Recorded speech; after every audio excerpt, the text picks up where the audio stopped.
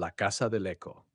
Había una vez, en un pequeño pueblo en lo profundo de la sierra, una casa abandonada que todos los aldeanos evitaban a toda costa.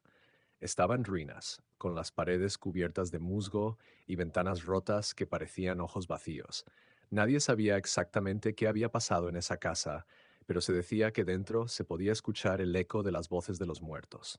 Alonso, un joven forastero que llegó al pueblo en busca de aventuras, escuchó las historias sobre la casa del eco y en lugar de asustarse decidió comprobarlo por sí mismo. Los aldeanos le advirtieron que no debía acercarse, que la casa no era un lugar para los vivos, pero él no hizo caso. Era una fría noche de otoño cuando decidió ir solo, armado únicamente con una linterna y su valentía. Cuando llegó a la casa, sintió un escalofrío que le recorrió la espalda. Las hojas secas crujían bajo sus pies mientras caminaba hacia la entrada. Empujó la puerta vieja y chirriante y lo primero que notó fue el profundo silencio.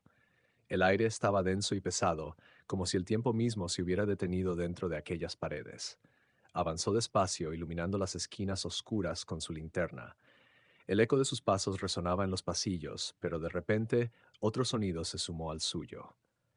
Era un murmullo, bajo y lejano. Alonso se detuvo en seco y apuntó su linterna en todas direcciones, pero no vio a nadie. Pensó que quizás era solo su imaginación jugándole una mala pasada, pero entonces el murmullo se convirtió en un susurro claro. Ayúdame. La voz era débil, femenina, como si proviniera de alguien atrapado entre las paredes de la casa. Alonso tragó saliva, su corazón latía más rápido, pero su curiosidad era más fuerte que el miedo. Decidió seguir el sonido, avanzando por un largo pasillo que parecía no tener fin. Ayúdame, se repitió la voz, ahora un poco más cerca. Llegó a una puerta al final del pasillo. Dudó por un momento, pero finalmente la empujó.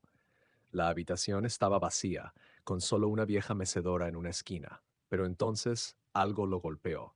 El eco de sus pasos ya no sonaba como antes. Ahora eran múltiples pasos, como si alguien más caminara detrás de él.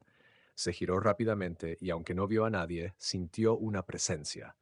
El aire a su alrededor se volvió gélido y la linterna comenzó a parpadear. El eco de los pasos se hizo más fuerte, más insistente, y Alonso sintió que algo invisible se acercaba cada vez más. Su respiración se aceleró y cuando la linterna finalmente se apagó, el susurro volvió, pero esta vez con un tono desesperado. Ayúdame. No puedo salir. De repente la mecedora comenzó a moverse sola, rechinando con un sonido que perforaba la oscuridad. Alonso retrocedió, pero tropezó y cayó al suelo. En ese momento, un rostro pálido y etéreo apareció brevemente frente a él.